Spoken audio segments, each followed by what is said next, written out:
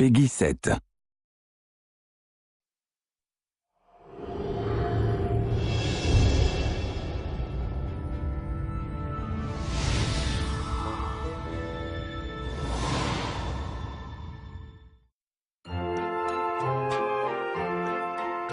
One of the things that set Disney apart from the other cartoon companies back in the day, and what really propelled them to what they have become, was they were the first cartoon company to add sound to their cartoons. If we go back before cartoons, could talk, music pretty much drove them forwards. The turning point was with the Silly Symphonies, when they started adding music and timing the animations to the music. For us as sound designers and musicians, that's such a wealth of inspiration to draw from.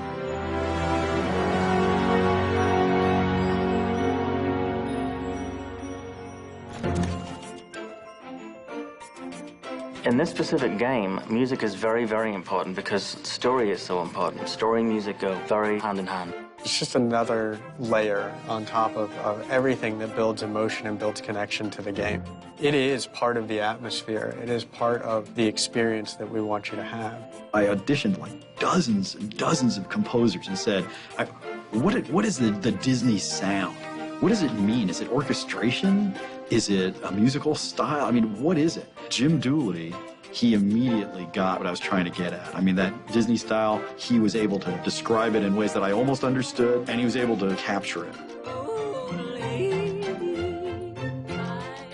Jim Dooley did an incredible job of bringing in the concepts of classic Disney, but, making the tone slightly off-center.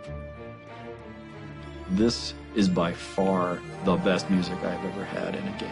There are moments where he raises you to heights of emotion that are just incredible. I mean, there's stuff in here that will bring you to tears, I promise.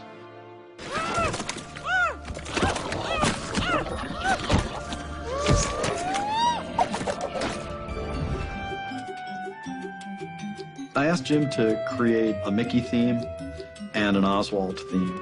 The thing is, it had to be flexible because in a game, you change the music based on what the player does. So he needed to create a theme that was incredibly flexible, frankly, more flexible than I thought was possible. The changes that we have in the music, from the ambient scoring that goes on when you're just exploring a world, to the combat music that kicks in, to the little bits of music that you get from the rides and riding them themselves, have all catered to changing that atmosphere and kind of poking at the emotions of the player. We use the music to tell the player what Mickey is feeling. So if he's in a sad mood, the music's going to be sad. If he's happy or feeling triumphant about something, we don't say triumph on the screen like that. We play it with music. So we have our character themes. And then on top of that, we needed themes that would be applicable to each land. Each land you visit has its own unique sound. The music is awesome at capturing the environment and the feel of the space. So Lonesome Manor has kind of this eerie, dark, haunting tone that goes on. Again, it's a mashup. Everything in the game is about taking things that shouldn't belong together and putting them together.